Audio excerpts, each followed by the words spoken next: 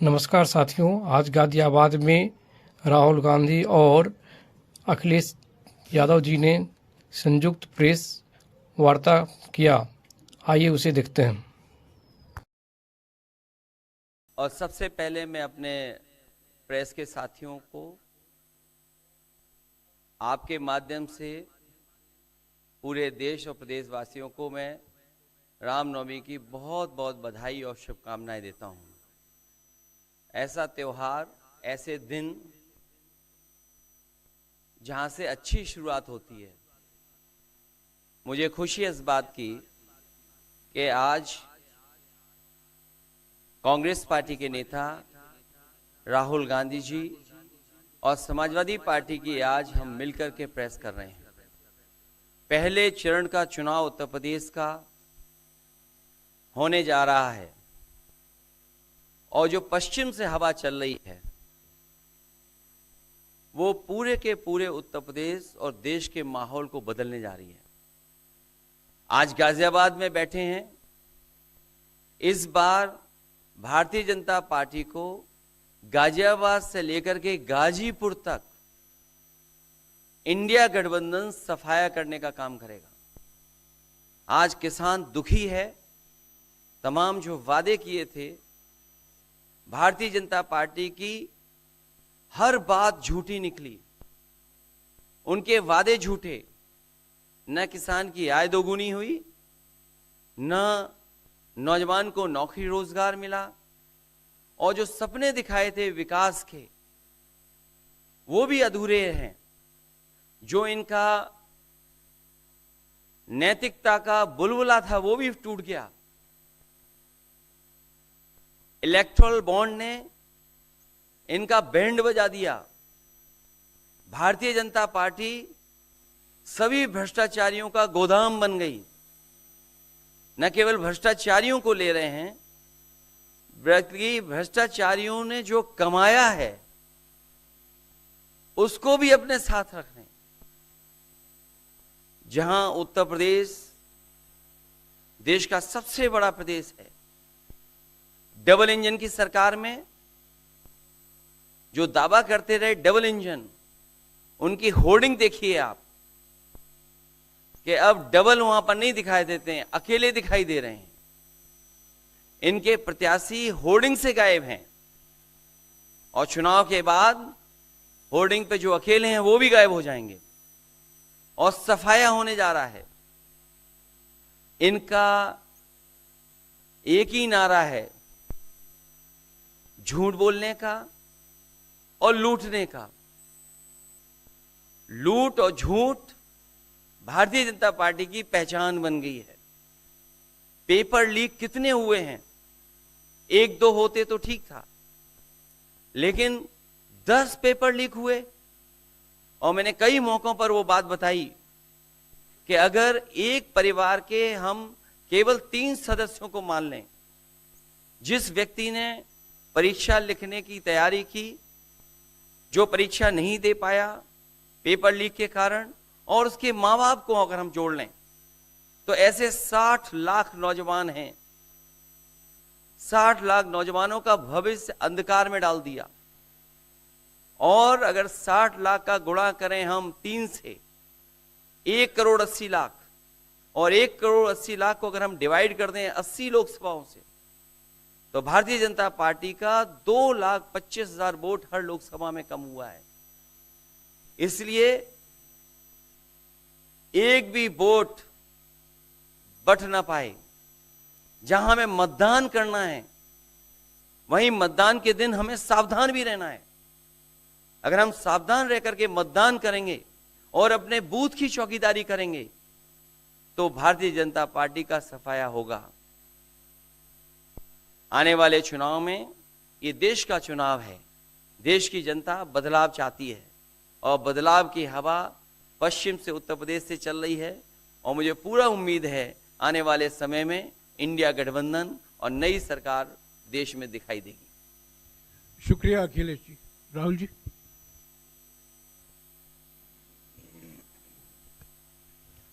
नमस्कार। रामनवमी की आप सबको, देश को बहुत बहुत शुभकामनाएं। ये चुनाव विचारधारा का चुनाव है। एक तरफ आरएसएस और बीजेपी जो संविधान है, लोकतांत्रिक सिस्टम है, उसको खत्म करने की कोशिश कर रही है, और दूसरी तरफ इंडिया गठबंधन कांग्रेस पार्टी संविधान को, लोकतंत्र को डिफेंड करने की कोशिश कर रही है, उसकी रक्षा कर रही है। चुनाव में 2-3 बड़े मुद्दे हैं। सबसे बड़ा बेरोजगारी, दूसरे नंबर पर महंगाई, भागीदारी। मगर बीजेपी 24 घंटा डिस्ट्रैक्शन करने में लगी रहती है। कभी प्रधानमंत्री समुद्र के नीचे चले जाते हैं, कभी आसमान में सी प्लेन पे चले जाते हैं, मगर जो मुद्दे हैं उनके बारे में ना प्रधानमंत्री ना बीजेपी बात करती है। कुछ दिन पहले प्रधानमंत्री ने एएनआई को बहुत लंबा इंटरव्यू दिया। स्क्रिप्टेड था, मगर फ्लॉप शो था। प्रधानमंत्री जी ने उसमें इलेक्टोरल बॉन्ड्स समझाने की कोशिश की। प्रधानमंत्री जी कहते हैं कि इलेक्टोरल बॉन्ड्स का सिस्टम ट्रांसपेरेंसी के लिए लाया गया, राजनीति को साफ करने के लिए लाया गया। अगर यह सच है तो उस सिस्टम को सुप्रीम कोर्ट ने रद्द क्यों किया? और दूसरी बात, अगर आप ट्रांसपेरेंसी लाना चाहते थे तो जिन लोगों ने आपको पैसा दिया, बीजेपी को पैसा दिया, हजारों करोड़ रुपए दिए, उनका नाम आपने क्यों छुपाया था? और जिन तारीखों पे उन्होंने आपको पैसा दिया उसको आपने क्यों छुपाया था? पता लगता है हजारों करोड़ रुपए का कॉन्ट्रैक्ट किसी कंपनी को मिलता है, उसके एकदम बाद वो कंपनी बीजेपी को पैसा देती है। सीबीआई की इंक्वायरी होती है, ईडी की इंक्वायरी होती है किसी कंपनी पर, शुरू होती है, उसके 10-15 दिन बाद कंपनी करोड़ों रुपए बीजेपी को देती है और फिर सीबीआई की इंक्वायरी, ईडी की इंक्वायरी बंद हो जाती है। सड़क पे इसको एक्सटोर्शन कहते हैं, एक्सटोर्शन कहते हैं सड़क पे। तो ये जो है इलेक्टोरल बॉन्ड्स का जो स्कीम है, ये दुनिया का सबसे बड़ा एक्सटोर्शन का स्कीम है। हिंदुस्तान के सारे बिजनेसमैन इस बात को समझते हैं, जानते हैं, और प्रधानमंत्री जितनी भी सफाई देना चाहें कोई फर्क नहीं पड़ने वाला है, क्योंकि पूरा देश जानता है कि प्रधानमंत्री भ्रष्टाचार के चैंपियन है। धन्यवाद। शुक्रिया राहुल जी। अच्छा, एक और बात, आपने जयराम जी आपने कहा कि जो भी आपको क्वेश्चंस पूछने हैं आप पूछेंगे, और ये ओपन एंडेड प्रेस कॉन्फ्रेंस है। बट इसमें एक और बात, मुझे पहले ही 2-3 बीजेपी वाले क्वेश्चंस पता लग जाते हैं, तो वो तो गारंटी पूछे जाएंगे, तो उनके लिए मैं तैयार हूं। आजकल गारंटी का जमाना है राहुल जी। पहला सवाल महिकार सिंह जी, हिंदुस्तान हिंदी डेली से। माइक दीजिएगा।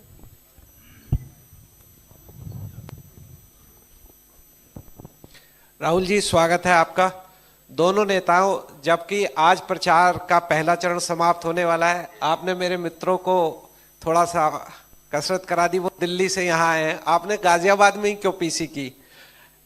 यूपी और दिल्ली छोड़ के गाजियाबाद में पीसी हो रही है। दूसरा सवाल ये है राहुल जी से कि लोग तो गुजरात छोड़कर पीएम बनने के लिए बनारस आते हैं, आप बाय नाइट चले गए, तो क्या अमेठी या रायबरेली से आप लड़ेंगे? ये बीजेपी वाला क्वेश्चन है, ये पत्रकार का सवाल। पहले ही opening ball opening ball BJP question, very good, शाबाश। देखिए,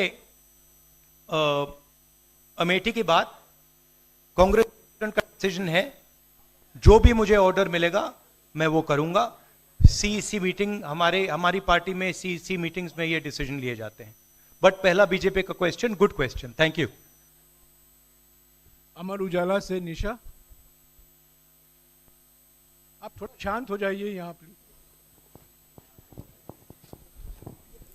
बहुत बहुत स्वागत है। मेरा सवाल आपसे ये है कि यूपी में न केवल यूपी में बल्कि पूरे देश में इस बार कांग्रेस ने अपने बहुत कम प्रत्याशी 268 अभी तक सामने आए हैं और यूपी में तो 80 सीटों के मुकाबले केवल 17 सीट हैं। ऐसा क्यों? क्या ऐसा मान के चल रही है कांग्रेस कि आप कमजोर चल रहे हैं या यूपी में कमजोर है कांग्रेस, इसलिए सपा या आपके गठबंधन बाकी सहयोगी पार्टी सीट नहीं देना चाह रही हैं? नहीं, हमने डिसीजन लिया है कि इंडिया गठबंधन चुनाव लड़ेगा और हमने सीट शेयरिंग की है और ओपन माइंडेड तरीके से, दिल खोल के हमने सीट शेयरिंग की है। हम चाहते हैं कि थोड़ी सी हम फ्लेक्सिबिलिटी दिखाएं और ओपन माइंडेड तरीके से हम चुनाव लड़ें, इसीलिए हमने स्पेस हम अपने पार्टनर्स को दी है, बट इसका कोई कमजोरी का मतलब नहीं है। पीटीआई से अनवर। राहुल जी, मेरा सवाल आपसे है कि पिछले बार जो आप दोनों लोगों का गठबंधन था वो सफल नहीं हो सका उत्तर प्रदेश में। एक बार फिर आप लोग साथ आए हैं और प्रधानमंत्री ने पिछले दिनों कहा कि ये दो लड़कों की फ्लॉप फिल्म है जो इस बार भी फ्लॉप होगी। तो आगे आप क्या उम्मीद कर रहे हैं इस गठबंधन से? उत्तर प्रदेश में कितनी सफलता मिलेगी और कितनी सीटों की उम्मीद है इस बार आप लोगों को? देखिए, मैं सीट्स का प्रेडिक्शन तो नहीं करता हूं, जनरल बात कह सकता हूं कि 15-20 दिन पहले कि 180 से 180 तक जाएंगे, अब मुझे लग रहा है 150 तक जाएंगे। हर स्टेट में हमें रिपोर्ट मिल रही है कि हमारा चुनाव इंप्रूव कर रहा है और अंडर करंट है। जहां तक गठबंधन की बात है, यूपी गठबंधन की बात है, बड़ा पावरफुल गठबंधन है और बहुत अच्छा परफॉर्मेंस होगा हमारा उत्तर प्रदेश में। दैनिक जागरण से आदित्य त्रिपाठी। आप दोनों का बहुत बहुत स्वागत है। मेरा प्रश्न यह है कि उत्तर प्रदेश में एनडीए गठबंधन रोकने के लिए आपकी क्या रणनीति है? सॉरी, क्या? उत्तर प्रदेश में एनडीए गठबंधन को रोकने के लिए आपकी क्या रणनीति है, आप दोनों लोगों की? उत्तर प्रदेश में नेशनल लेवल पे मैं आपको हमारा फाउंडेशन बता देता हूं और वही आइडियाज हम उत्तर प्रदेश में भी चलाएंगे। देखिए, पिछले 10 सालों में नरेंद्र मोदी जी ने नोटबंदी करके, गलत जीएसटी लागू करके, और जो बड़े बड़े अरबपति हैं, अदानी जी हैं, उनका पूरा सपोर्ट करके जो रोजगार पैदा करने का सिस्टम था उसको उन्होंने कंप्लीटली खत्म कर दिया है। तो सबसे पहला काम जो रोजगार हिंदुस्तान के युवाओं को मिलना चाहिए उसको एक बार फिर स्ट्रेंथन करने का है। उसके लिए हमने अपने मैनिफेस्टो में 2-3 आइडियाज दिए हैं। एक आइडिया रेवोल्यूशनरी आइडिया है, राइट टू अप्रेंटिसशिप। तो जो अमीर घर के बच्चे होते हैं वो अप्रेंटिसशिप करते हैं, ट्रेनिंग मिलती है, पेड ट्रेनिंग होती है। तो हमने डिसाइड किया है कि हिंदुस्तान के उत्तर प्रदेश के सब ग्रेजुएट्स को, डिप्लोमा होल्डर्स को हम अप्रेंटिसशिप का अधिकार देंगे। जो भी अप्रेंटिसशिप करना चाहेगा उसको प्राइवेट सेक्टर में, पब्लिक सेक्टर में, सरकार में अधिकार मिलेगा, अप्रेंटिसशिप का अधिकार मिलेगा, ट्रेनिंग होगी और 1 लाख रुपए साल का, 8,500 रुपए महीने का उस युवा के बैंक अकाउंट में हम डालेंगे। और ये करोड़ों युवाओं के लिए हम अधिकार दे रहे हैं। इससे एक ट्रेन्ड मैन पावर तैयार होगा, प्राइवेट कंपनीज को भी इसका फायदा होगा, सरकार को भी इसका फायदा होगा, और एक प्रकार से युवाओं के लिए ये एक जॉब मार्केट में एंट्री का सिस्टम हो जाएगा। दूसरी चीज 30 लाख सरकारी रोजगार हैं जो नरेंद्र मोदी भर नहीं रहे हैं, वो वैकेंसीज हम युवाओं को देने जा रहे हैं। पेपर लीक की बात हुई है, उसके लिए हम कानून बनाएंगे, उसको हम खत्म कर देंगे। तो ये बात हुई युवाओं की। एक और हमारा आइडिया, क्रांतिकारी आइडिया, और ये उत्तर प्रदेश की महिलाओं को बहुत फायदा मिलेगा इससे। हर गरीब परिवार की हम लिस्ट बनाएंगे और हर गरीब परिवार में से हम एक महिला को चुनेंगे और उसके बैंक अकाउंट में महीने के 8,500 रुपए, साल के 1 लाख रुपए सरकार हर महीने बैंक अकाउंट में डालने जा रही है। किसानों की बात, किसान सिर्फ 2 चीजें मांग रहा है। नरेंद्र मोदी से 10 साल मांगा, हमें सही दाम दिलवा दीजिए, और जैसे आपने 16 लाख करोड़ रुपए, मतलब 24 साल का मनरेगा आपने अदानी जैसे लोगों का माफ किया, वैसा ही आप हमारा भी माफ कर दीजिए।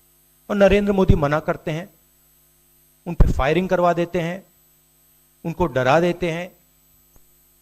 तो हमने लीगल एमएसपी का निर्णय ले लिया है।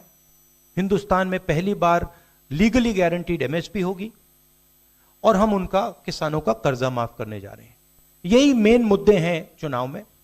बीजेपी का मैनिफेस्टो देखेंगे तो उसमें आपको उसका जो फाउंडेशन है, 2 चीजें हैं। एक कि वो शायद 10-15 साल बाद ओलंपिक गेम्स इंडिया लाएंगे, और दूसरा 1 या 2 व्यक्तियों को वो चांद पे पहुंचा देंगे। तो ये बेसिकली चुनाव चल रहा है। शुक्रिया राहुल जी। अगले 3-4 सवाल आप कृपया अखिलेश जी से पूछेगा। एएनआई से शालिनी।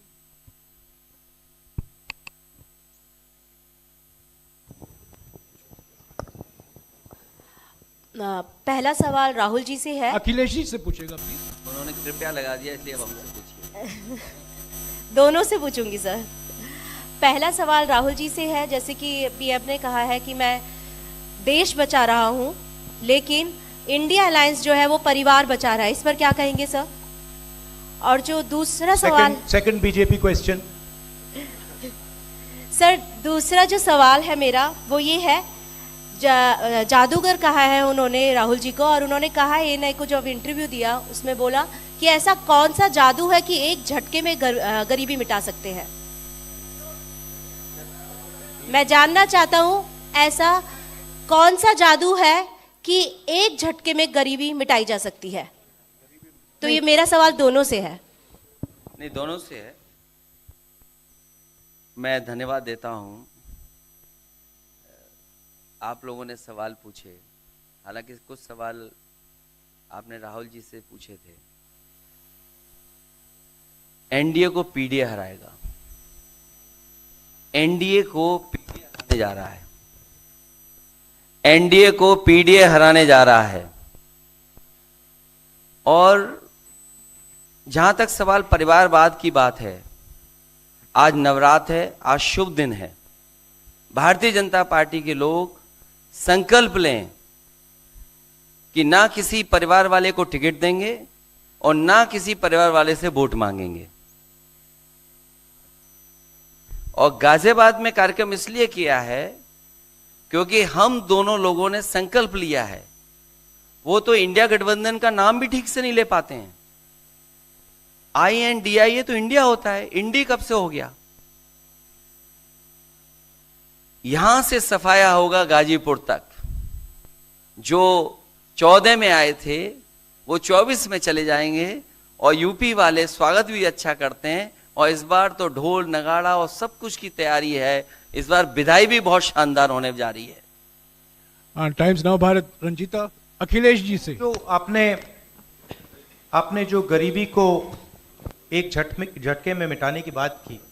देखिए, ये कोई नहीं कह रहा है कि गरीबी को एक झटके में मिटाया जाएगा। हम ये कह रहे हैं कि गरीबी को गहरी चोट पहुंचाई जा सकती है, और तरीके मैंने आपको बताए हैं। नरेंद्र मोदी जी ने पूरा का पूरा फोकस 22 लोगों पे किया है, 22-25 लोगों पे किया है। आज की सच्चाई है कि 22 लोगों के पास उतना धन है जितना 70 करोड़ लोगों के पास है। गरीबी का यह भी कारण है कि नरेंद्र मोदी जी ने सारा का सारा धन कॉन्सेंट्रेट कर दिया है, 20-25 लोगों को पकड़ा दिया है। मैं जाति जनगणना की बात कर रहा हूं और मैंने ये बात बहुत बार उठाई है। भागीदारी की बात होती है। हिंदुस्तान के किसी भी इंस्टीट्यूशन में आपको ना पिछड़े वर्ग के लोग मिलेंगे, ना दलित मिलेंगे, ना आदिवासी मिलेंगे, ना गरीब जनरल कास्ट के लोग मिलेंगे। मैंने मीडिया के बारे में बात उठाई। मीडिया में आपको बड़े बड़े एंकर्स दिखते हैं। आपको मीडिया की कंपनीज के मालिक की लिस्ट निकालिए, आपको दिख जाएगा कि उधर ना एक पिछड़ा मिलेगा, ना एक दलित मिलेगा, ना एक आदिवासी मिलेगा। तो हम क्रांतिकारी काम करने जा रहे हैं। जाति जनगणना, महिलाओं को गरीब महिलाओं को 1 लाख रुपए, युवाओं को अप्रेंटिसशिप का कानून, अप्रेंटिसशिप का अधिकार, उनके बैंक अकाउंट में 1 लाख रुपए, किसानों को एमएसपी। तो ये सब गरीबों को पैसे देने के तरीके हैं। नरेंद्र मोदी जी ने पिछले 10 साल में गरीबों को कुछ नहीं दिया। तो ये हम करने जा रहे हैं। हाँ रंजीता, अखिलेश जी से। हाँ, अखिलेश जी से ही सवाल है। राहुल जी ने अभी जितनी भी चीजें कही, अखिलेश जी सर। नहीं, मैं सवाल पहले। जितनी भी चीजें कही वो तमाम चीजें कांग्रेस के घोषणा पत्र में है। क्या इंडिया गठबंधन का अपना कोई साझा जो है वो मैनिफेस्टो होगा? अखिलेश जी, क्या जो राहुल जी कह रहे हैं क्या वही तमाम चीजें सपा की भी है, या सपा कुछ अलग भी घोषणाएं कर रही है चुनाव में? इंडिया गठबंधन नई उम्मीद है, और जैसा कि राहुल जी ने कहा कि उनके मैनिफेस्टो में बहुत सारी चीज़ें हैं जिससे गरीबी दूर की जा सकती है। उसी से जोड़ करके मैं ये कहना चाहता हूँ कि जिस समय हमारा देश का किसान खुशहाल हो जाएगा, जिस दिन देश के किसान को अपनी लाभकारी मूल्य मिलने लगेगा फसल का, और मैं समझता हूँ जितने भी राजनीतिक दल हैं और खासकर जो इंडिया गठबंधन के साथी हैं, वो ये बात कह रहे हैं कि हम एमएसपी की गारंटी देंगे या किसानों को लाभकारी मूल्य देंगे, और जिस दिन भारत सरकार किसानों की आय बढ़ा देगी, गरीबी दूर होना शुरू हो जाएगी। और मैं कई मौकों पर कह रहा हूं कि जाति जनगणना भी एक हमारा मुद्दा है। बिना सामाजिक न्याय के, बिना जाति की गैर बराबरी खत्म किए हुए हम अपने समाज को आगे नहीं बढ़ा सकते। और जैसा राहुल जी ने कहा कि खुशहाली के लिए जाति जनगणना जरूरी है, तो जाति जनगणना, सामाजिक न्याय और पीढ़ी की लड़ाई को लेकर के हम चलेंगे। उससे गरीबी भी दूर होगी और मान सम्मान भी मिलेगा। विक्रांत, एक चीज और देखिए, ये जो हमारा मैनिफेस्टो है, ये जरूर कांग्रेस पार्टी का मैनिफेस्टो है, मगर इसमें जो आइडियाज हैं वो इंडिया गठबंधन उनकी आइडियोलॉजी के आइडियाज हैं। और अगर समाजवादी पार्टी का कोई सजेशन हो या किसी और भी इंडिया गठबंधन की पार्टी का सजेशन हो, उसको हम सब ऑन बोर्ड करेंगे। तो हमारा मतलब जॉइंटली काम होता है। हम बातचीत करके, कंसल्ट करके काम करते हैं और फ्लेक्सिबिलिटी दिखाते हैं। और हम लोग G20 की तरह नहीं है, केवल 2 का चलता हो, बाकी सब 0 हो। अखिलेश जी समझने में वक्त लगेगा। अखिलेश जी, G20। अखिलेश जी, एक मिनट अखिलेश जी, को बुलाया है। अखिलेश जी, राहुल जी, आप दोनों लोग, अखिलेश जी, अखिलेश सामने। अखिलेश जी, राहुल जी, आप दोनों लोग 2017 में साथ आए थे। दोनों ने लखनऊ में प्रेस कॉन्फ्रेंस भी की थी, लेकिन 19 और 22 में आप दोनों अलग अलग हो गए, 24 में फिर साथ आए हैं। आखिर क्या वो मोमेंट क्या था जब दोनों के दिल में आया कि हाँ हमको साथ आना चाहिए, जरूरी है? 7 साल बाद दोनों के दिल में कब ये मोमेंट आया कि हाँ चलना है साथ? मूवमेंट क्यों बताना, हम साथ आ गए और साथ आ गए, साथ आ गए, यही मूवमेंट है।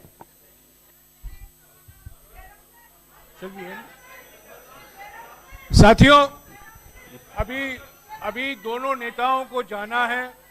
उसके पहले हमारा गठबंधन का एक गीत है, वो जारी किया जाएगा।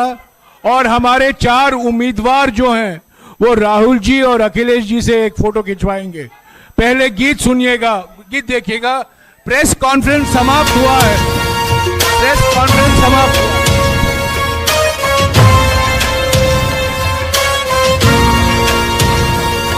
गठबंधन है ये इंडिया का गठबंधन है, गठबंधन है ये इंडिया का गठबंधन है। दिल्ली में प्रवेश की खातिर राहुल और अखिलेश की खातिर संविधान बचाना है तो वोट करो इस देश की खातिर। उम्मीद किसानों की इनसे, मजदूरों की आस यही है। देश बदलना है इनको ही, बहनों का विश्वास यही है। जन जन की आवाज यही है। की खातिर राहुल और अखिलेश की खातिर वोट करो इस देश की खातिर, वोट करो इस देश की खातिर, राहुल अखिलेश की खातिर।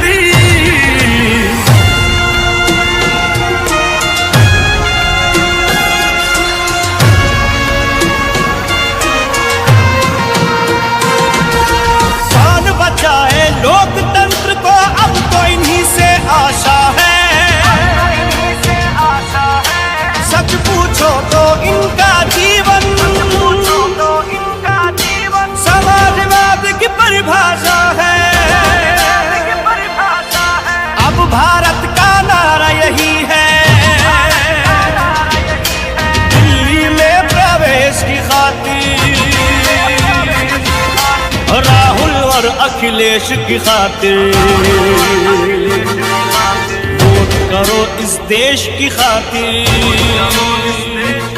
गठबंधन है ये इंडिया का गठबंधन है, गठबंधन है ये इंडिया का गठबंधन है।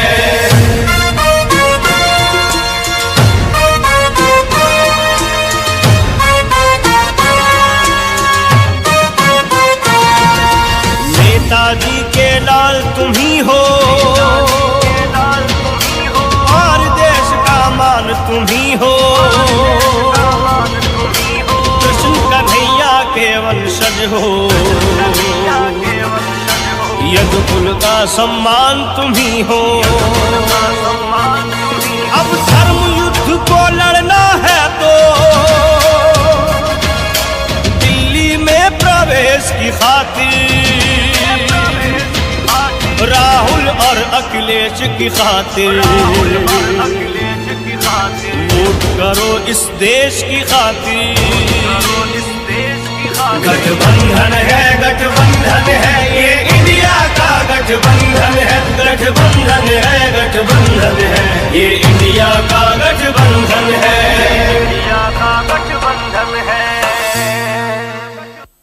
साथियों, अभी हमारे उम्मीदवार हैं डॉली शर्मा गाजियाबाद से, अमरपाल शर्मा जी बागपत से, महेंद्र नागर गौतम बुद्ध नगर से और शिवराम वाल्मीकि जी बुलंदशहर से। कृपया मंच पर आइए और राहुल जी और अखिलेश जी के साथ फोटो खिंचाएंगे।